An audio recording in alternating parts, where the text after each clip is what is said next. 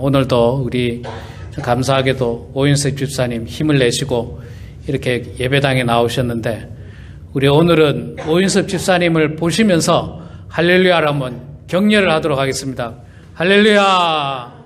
예, 반갑습니다. 예, 우리 오 집사님 너무너무 감사합니다. 이렇게 힘을 내주셔서 감사하고요. 또 우리 기도해 주신 모든 성도님들 참으로 감사합니다. 저는 정말 이렇게 교회에 나올 수 있다는 게, 우리 오 집사님 교회에 나올 수 있다는 게 기적이라 생각합니다. 참으로 감사합니다. 자, 지난주까지 우리 갈라디아서 말씀을 봤습니다.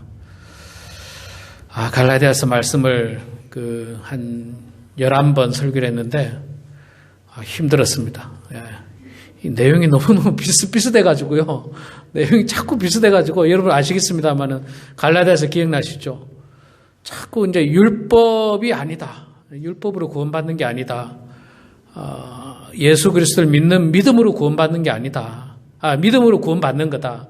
할례가 중요한 게 아니다. 마음의 할례가 중요하다. 이게 사실은 1장부터 6장까지 계속 이어지거든요. 똑같은 말씀이 돼가지고 참 힘들기도 했는데, 그래도 잘 무사히 마쳐서 감사하고요.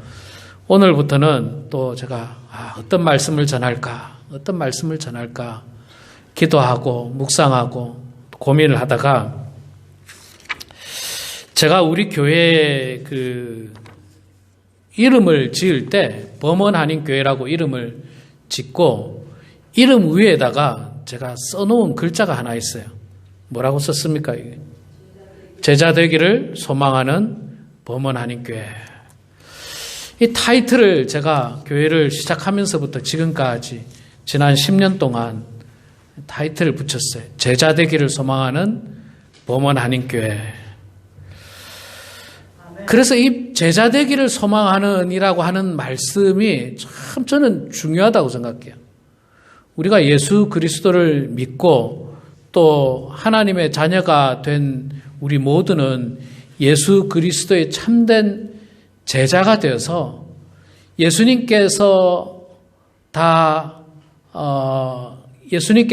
이루어 놓지 못한 사역들, 예수님께서 땅끝까지 전파하라고 하신 그 말씀을 우리가 제자가 되어서 그 사역을 이어나가야 하는 사명이 우리들에게 있는 것입니다. 그래서 우리가 그 사역을 잘 감당해야 되는데, 그러기 위해서는 우리가 예수 그리스도의 제자가 되어야 됩니다. 제자.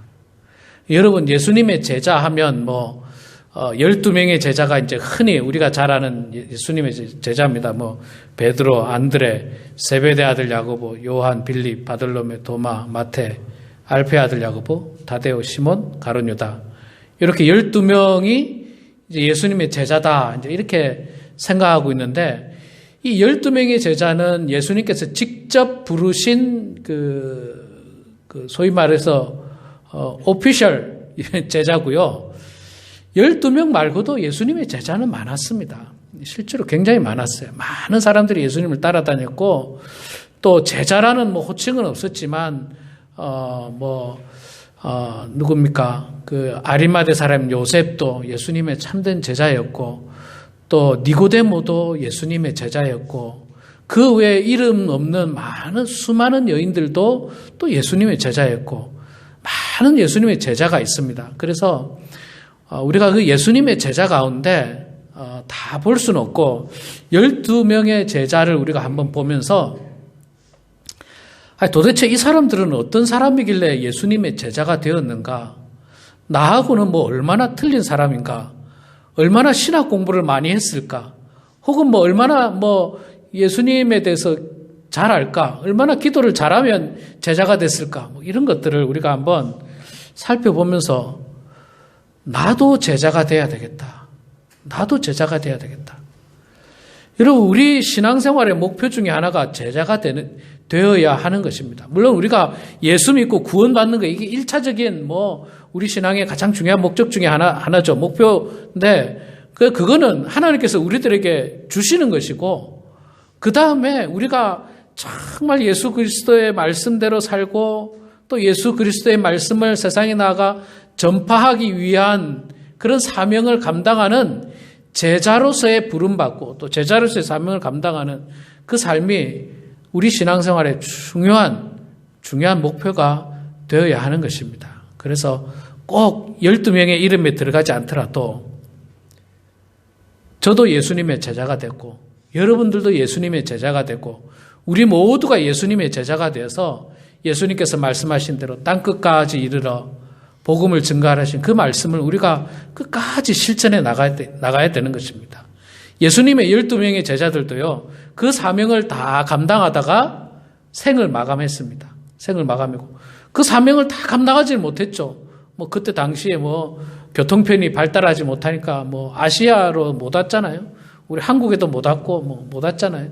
그저 유럽 중심, 이쪽으로 중심, 이쪽만 복음을 전하다가 그도 생명을 다했습니다. 그러나 그 사람 말고 또 다른 제자들이 또 그 사명을 이어받아서 복음을 전했고 또 다른 제자들이 사명을 이어받아서 복음 전하고 그러다가 우리 조선 땅에까지 말씀이 들어왔고 조선 땅에도 그리스도의 복음이 전해진 그 놀라운 역사가 있다는 사실을 우리가 잘 알고 있습니다. 그럼에도 불구하고요, 아직도 예수 그리스도를 알지 못하는 많은 사람들이 있습니다. 심지어 우리 주변에도 있어요. 우리 주변에도. 그저 텔레비전에 나오는 예수, 사람들이 이야기하는 예수 정도로만 알지 예수님이 나를 위해서 어떤 일을 하셨는지 모르는 참 많은 사람들이 있는데 그 사람들에게 우리가 복음을 전해야 하는 사명이 우리들에게 있습니다. 그래서 오늘부터 이제 12명의 제자들을 우리가 한번 살펴볼 텐데 그 중에 첫 번째가 게바입니다. 게바. 다른 말로 베드로죠. 베드로. 이 12명의 제자 가운데 베드로가 가장 위대한 제자였습니다. 가장 위대한 제자. 성경은요, 여러분, 성경에서 사람의 이름이 열거될 때는 중요한 법칙이 하나 있어요. 그건 뭐냐 하면 중요한 사람이 먼저 나옵니다. 항상. 훌륭한 사람이 주로 먼저 나옵니다. 또 나이 많은 사람이 먼저 나와요. 항상 그런 경우들이 있습니다. 근데 대부분의 경우 나이를 뛰어넘어서요, 중요하고 또 핵심적인 역할을 했던 사람의 이름이 항상 먼저 열거되는 것을 볼 수 있습니다. 그래서 예수님의 제자 하면 제일 먼저 누가 나옵니까? 베드로, 안드레, 세베대 아들 야고보, 요한, 빌립, 바돌로메 이렇게 나오다가 제일 끝에 누가 나옵니까? 주로 제일 끝에 나오는 사람이 가룟 유다. 가룟 유다는 누굽니까? 예수를 판 사람. 그래서 예수님의 제자들도 이렇게 가장 훌륭하고 중요하고 귀한 일을 했던 사람이 제일 앞에 나오고 점점 나오던 제일 마지막에는 예수를 판 사람이 나옵니다. 이 사도행전에 보면요, 바나바와 바울이 나옵니다. 바나바와 바울이 나오는데 사도행전 10장 이전에 보면 10장 이전입니까? 보면 바나바와 바울을 이야기할 때 바나바 이름이 먼저 나와요. 바나바 이름이 먼저 나오는데 나중에 가면 그 이름이 바뀝니다. 바울이 먼저 나오고 바울과 바나바 이렇게 나옵니다. 그 이유도 뭐냐 하면 초창기에는요, 바울보다 바나바가 훨씬 훌륭했어요. 훨씬 귀한 사역들을 감당했어요. 그리고 바나바가 바울을 픽업해서 안디옥에서 같이 목회를 했거든요. 그래서 바나바가 더 중요한 사람이었고 유력한 사람이었고 유명한 사람이었습니다. 그래서 성경에도 바나바와 바울 이렇게 나오는데 나중에 이제 바울이 워낙 복음 사역을 열심히 하지 않습니까? 그래서 성경에서 표현도 바울과 바나바 이렇게 나옵니다. 바울과 바나바. 그래서 성경의 이름을 볼 때는 여러분 앞에 나오는 사람이 항상 유명한 사람, 유력한 사람. 그래서 옛날에 한국 교회는요, 여러분 무슨 일이 있었냐면 재밌는 일이 하나 있는데 교회 명단을 이렇게 할 때 이 장로님 이름을 할 때 뭐라고 해야 됩니까? 가장 먼저 장로님 된 분들이 이름이 먼저 이렇게 거론이 됩니다. 그랬더니 이거 가지고 이름이 먼저 나왔느니 늦게 나왔느니 이거 갖고 또 싸우는 거예요, 장로님들이. 목사님들도 이거 갖고 싸워요. 목사님들 명단 나오면 왜 내가 이름이 뒤에 가 있느냐, 이거 갖고 싸워요. 그래서 그다음부터 이제 아예 다 바꿔버렸죠. 가나다 순으로 그냥. 확 바꿔버렸어요, 그냥. 더 이상 말 못하게 가나다 순. 참 부끄러운 거예요. 사실은 부끄러운 겁니다. 자, 어찌됐든 이제 우리가 베드로에 대해서 이제 좀 말씀을 볼 텐데, 이 베드로는 워낙 유명하고 워낙 성경에 많은 기사들이 있어서 한 주 만에 할 수가 없어요. 워낙 많은 기사를 가지고 있기 때문에. 그래서 아마 베드로는 아마 2-3주 정도 제가 좀 더 보게 될 텐데, 다른 제자들은 또 베드로에 비해서 너무 또 짧게 나옵니다. 그래서 한 주씩 아마 보게 될 것 같습니다. 자, 베드로 사도입니다. 원래 이름은 시몬입니다. 시몬. 본명이 시몬이에요. 베드로가 본명이 아닙니다. 시몬이 본명이고, 그럼 베드로는 뭐냐? 말하자면 별명이에요. 별명. 베드로는 예수님께서 지어주신 이름입니다. 베드로의 이름이 뭐냐? 게바. 게바가 원래 원 이름이고, 베드로가 헬라식 이름이고. 자, 게바는 무슨 뜻이냐면, 이 반석이라는 뜻이죠. 반석. 예수님께서 아까 우리가 본문 말씀을 읽었습니다마는 베드로를 만나고 네가 장차 게바가 될 것이다.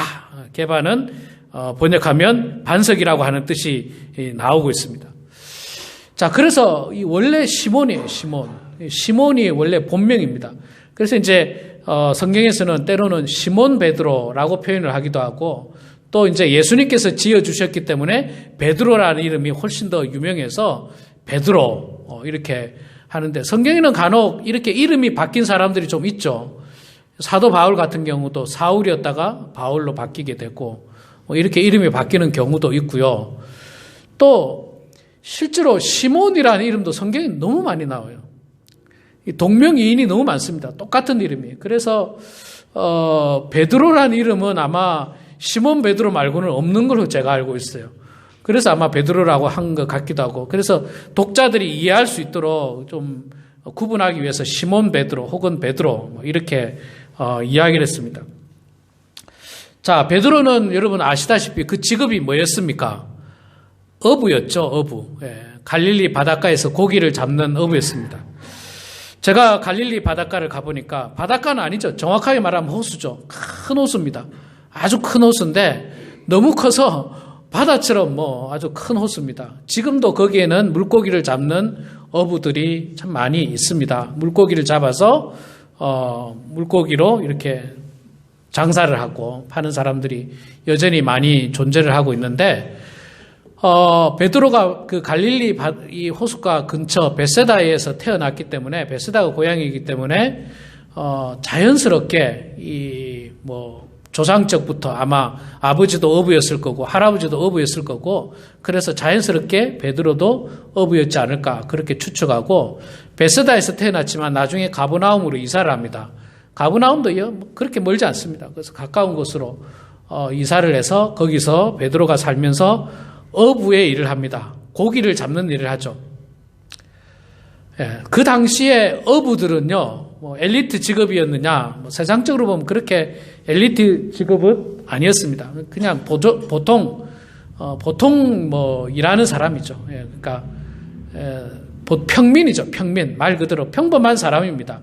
평범한 사람이고, 무슨 책상에서 일하는 사람은 아니고 바닷가에 직접 나가서 그물을 던져서 고기를 잡는 아주 평범한 어부였는데, 고단한 인생이었죠. 여러분, 어부가 쉬운 인생이지 않지 않습니까? 지금이야 기계로 많이 하지만 옛날에는 다 사람들이 손을 던져서 손으로 당겨서 고기를 잡으니까 고단한 인생이었고, 그 몸에서는 늘 아마 생선 냄새가 났을 거예요.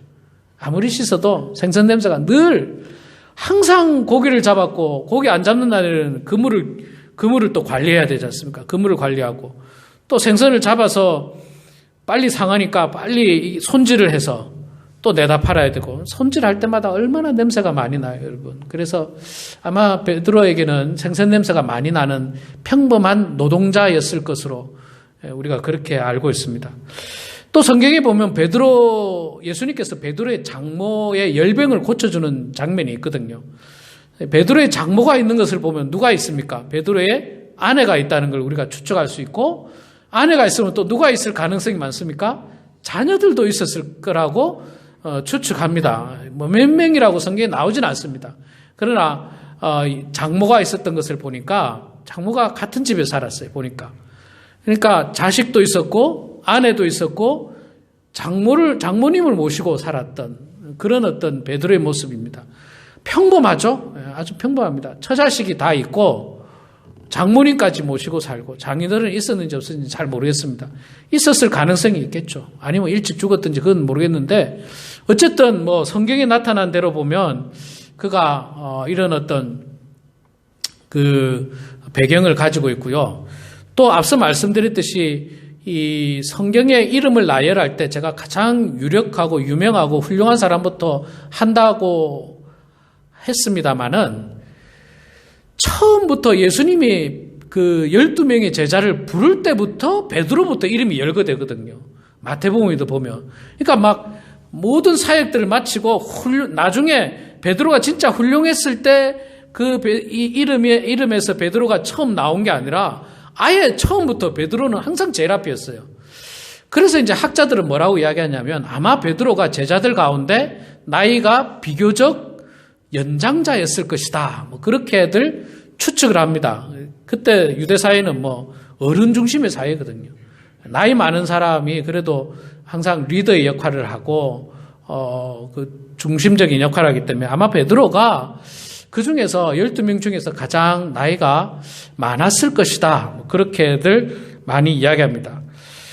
자, 그렇게 그 베드로의 우리가 그 백그라운드를 한번 살펴봤는데, 베드로는 어릴 때부터 아마 어부를 했기 때문에 학문이 공부를 많이 했을까 생각해 보면 뭐 그렇게 많이 했을 것으로 추측은 할 수 없습니다. 그럼에도 불구하고 글은 쓸 수 있지 않았을까? 왜 이런 추측을 하느냐면요, 나중에 보면 베드로가 베드로 전서 후서라고 하는 편지를 쓰게 되지 않습니까? 편지를 쓰는 거 보면 베드로가 그래도 글은 쓸 수 있었을 것이다. 뭐 이 정도로. 그러나 어부였기 때문에 공부를 엄청 많이 했거나 그런 사람은 아니고, 오히려 보통 사람보다, 예루살렘에 있는 도시에 있는 사람보다 공부를 많이 못했을 가능성이 좀 더 많이 있습니다. 그런데 뭐 여러분 아시다시피 우리 신앙생활에 있어서, 또 사람이 됨됨이에 있어서 공부가 그렇게 중요하진 않잖아요. 공부 잘하면 무조건 다 착한 사람이고 공부 못하면 무조건 나쁜 사람이 아니라는 것을 우리는 너무너무 잘 알고 있습니다. 공부 잘하는 사람 중에도 나쁜 사람이 너무너무 많고요. 또 공부 많이 못한 사람 중에도 훌륭한 사람이 너무너무 많아요. 그래서 우리가 이렇게 공부 뭐 좀 잘했다 못했다 이것만 가지고 사람을 평가하는 것은 대단히 잘못됐고요. 또 이제 나중에 12명의 제자를 쭉 봅니다만은 12명의 제자 가운데 7명인가가 다 어부예요. 나머지는 뭐 세리 1명 있고 뭐 그 다음에 직업이 뭔지도 모르는 사람들인데, 대부분 다 평범한 학력 수준이지 않았을까. 뭐 어부들이 거기서 거기지 뭐 굉장히 많이 공부하지는 않았을 겁니다. 그래서 공부보다도 예수님께서는 그 마음을 보시고 사람을 부르셨고 그를 사용하신 것을 볼 수 있습니다. 그것은 예수님께서 지금도 저는 마찬가지라고 생각해요. 지금도 우리 중심을 보시고 우리 마음을 보시고 우리를 부르시고 우리를 선택하시고 우리를 제자 삼으시고 우리를 사역자 삼으시고 우리를 정말 전도자로 삼아주시지, 제가 얼마나 공부했나, 어느 대학을 나왔는가, 예수님은 이런 거 보지 않습니다. 절대로 이런 거 보지 않습니다. 제가 얼마나 돈을 많이 벌었는가, 얼마나 돈을 많이 가지고 있는가, 이런 거에 대해서도 관심이 없어요. 전혀 관심이 없습니다. 돈은 뭐 전혀 관심이 없어요. 자, 그런 의미에서 보면 베드로처럼 아주 평범한 사람도 예수님의 가장 위대한 제자가 될 수 있구나. 그럼 나도 베드로처럼 위대한 제자가 될 수 있지 않을까? 그렇게 우리 자신에게 물어봐야 됩니다. 어쩌면 우리는 있잖아요, 베드로보다 더 많이 공부했는지도 몰라요. 아마 어쩌면 대부분의 사람이 베드로보다 공부를 더 많이 했을 수도 있습니다. 베드로보다 좀 더 부유했을 수도 있어요. 그 당시 어부들은요, 결코 부자들이 아니었습니다. 대부분 가난한 노동자들이었어요. 굉장히 가난한 노동자들. 어쩌면 우리는 베드로보다 부자였을 수도 있습니다. 베드로보다 성품이 더 괜찮았을 수도 있어요. 베드로는요, 굉장히 여러분 다혈질이었지 않습니까? 다혈질. 막 욱하는 사람이에요. 욱하는 사람 그냥. 예수님이 무슨 저런 사람을 불렀을까 할 정도로 베드로는 한편으로는 굉장히 순수하고 한편으로는 굉장히 욱하는 사람이었어요. 그러니까 이게 업다운이 굉장히 심해요. 열정적일 때는 굉장히 열정적이었다가 순수할 때는요, 또 굉장히 순수합니다. 예수님이 물 위로 걸어오시니까 베드로가 뭐라고 해야 합니까? 주여, 나도 물 위를 걸을 수 없겠습니까? 나도 걷게 해 주십시오. 이렇게 순수한 사람이에요. 예수님이 물 위를 걸어와도 우리가 사실 예수님 나도 물 위를 걸을 테니까 나도 걷게 해 주십시오. 이렇게 말하기 쉽지 않거든요. 12명의 제자 가운데 그렇게 말한 사람은 베드로밖에 없어요. 그리고 베드로는 그리고도 실천했잖아요. 물을 딱 밟았잖아요. 물을 딱 밟았습니다. 그렇게 순수한 사람이에요. 한편으로 보면. 그런데 또 한편으로 보면 막 너무 열정적이라서 예수님을 누가 감히 손댄다고요? 내가 가만 안 두겠습니다. 예수님의 무슨 보디가드인 것처럼 막 칼을 차고 옆에 서 있었던 사람이 또 베드로고, 실제로 예수님을 잡으러 오니까 막 가서 칼을 빼서 휘둘렀던 사람도 베드로예요. 그러니까 베드로는 아주 막 열정적이고 막 화도 잘 내고 또 굉장히 순수하고, 그러면서도 굉장히 많이 배운 것 같지는 않고 아주 평범한 노동자였고, 아내도 있고 자식도 있고 장모도 모시고 있고 너무너무 평범한 사람이에요. 저하고 비교해봐도 뭐 월등하게 뛰어난 것을 겉으로는 발견하기가 어렵습니다. 여러분하고 비교해도, 베드로와 여러분 비교해도 겉으로 볼 때는 특별한 게 전혀 없어요. 특별한 게. 그런데 기독교 역사상 가장 위대한 제자, 가장 위대한 사도가 바로 베드로가 됐다는 거예요. 하나님께서, 예수님께서 베드로에게 천국 열쇠를 내가 너에게 주겠다. 네가 열면 열리고 네가 잠그면 잠그겠다. 이런 축복이 어디 있습니까? 이런 놀라운 은혜가 어디 있습니까? 이걸 베드로에게만 주셨어요. 베드로에게. 정말 별 볼 일 없는 사람이었던 범인. 사도행전에 보면 유대인들이 그렇게 이야기해요. 베드로가 하도 설교를 잘하니까요.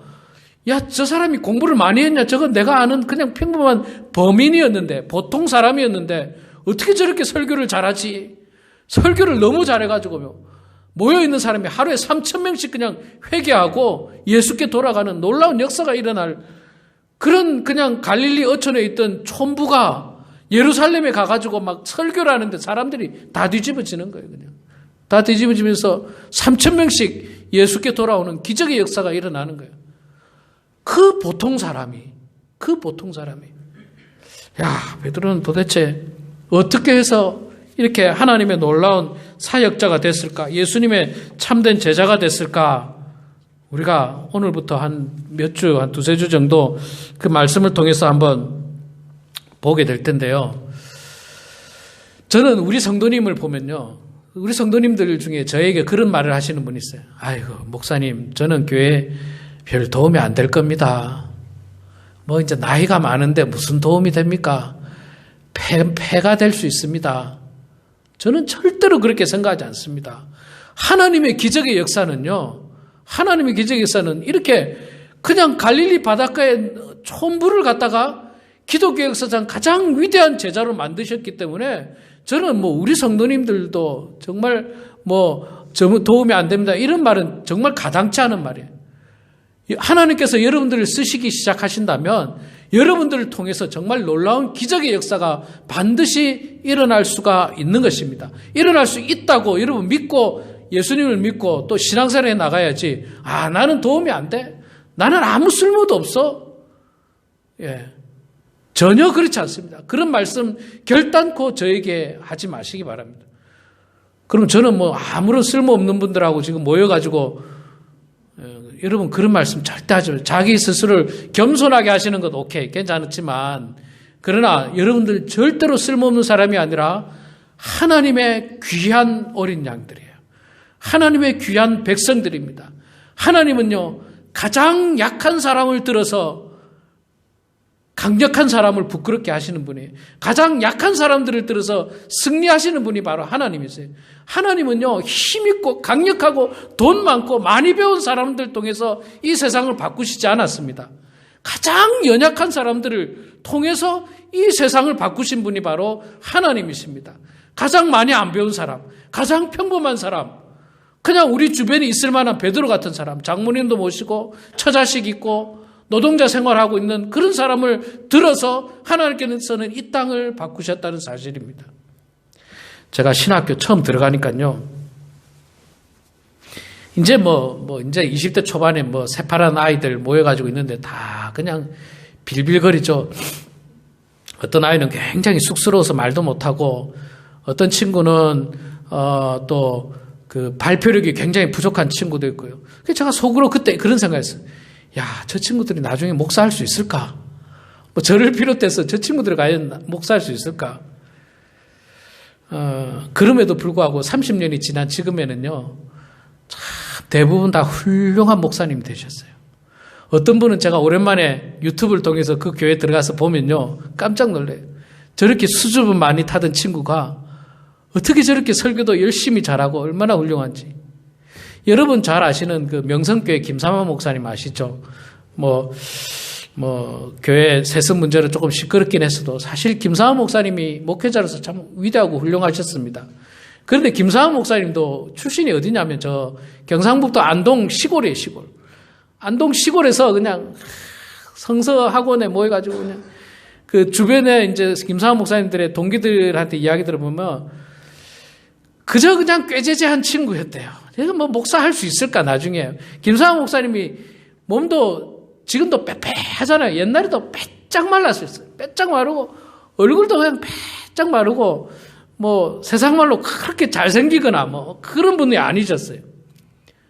친구들 사이에서는 저 목사 제대로 할 수 있을까? 그랬던 김삼화 목사님이 여러분, 서울 명성교회, 어마어마한 교회 목회자로 성장하신 것을 우리가 잘 알 수 있지 않습니까? 우리가 지금 볼 때는, 야, 이거 우리 범원 아닌 교회, 나이 많은 사람들만 모여가지고, 교회가 앞으로 성장할까? 야, 다들 그냥 쓰러져 갈 만한, 여러분, 인간적으로 보면 그럴 수 있습니다. 인간적으로 보면 그렇게 판단할 수 있지만, 그러나 여러분, 그렇지 않습니다. 하나님은 일부러 가장 연약한 사람, 가장 힘이 없는 사람, 가장 평범한 사람을 들어서 이 지역사회를 바꾸시고, 이 땅을 바꾸시고, 이 세상을 바꾸시는 분이 바로 하나님이십니다. 여러분, 그 하나님을 믿으시기 바랍니다. 우리 교회를 통해서 하나님께서 역사하실 것을 믿으시기 바랍니다.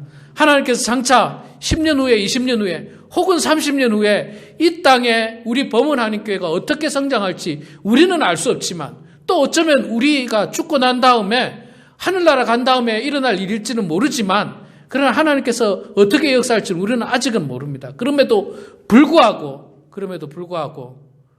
하나님께서는 지금까지 우리 교회를 존속시켜 주신 것만 하더라도 참 은혜요, 역사였어요. 옛날에도 이 교회가 처음 모일 때는 여전히 나이 많은 사람들 모였어요. 막 젊은 사람들 모인 게 아니었습니다. 대부분 다 나이 많은 사람들 모였어요. 이 지역사회가 그러니까 어쩔 수가 없었어요. 우리 사랑하는 성도 여러분, 이제 우리가 다음 주부터 구체적으로 베드로의 사역을 통해서 은혜를 좀 받게 될 텐데, 베드로를 보십시오. 우리랑 별반 다를 거 없는 사람이었어요. 어쩌면 우리가 좀 더 나아요. 베드로보다 우리가 좀 더 낫습니다. 더 많이 배웠고, 더 많이 가졌는지도 몰라요. 또 더 많이 성격이 더 좋은지도 모릅니다.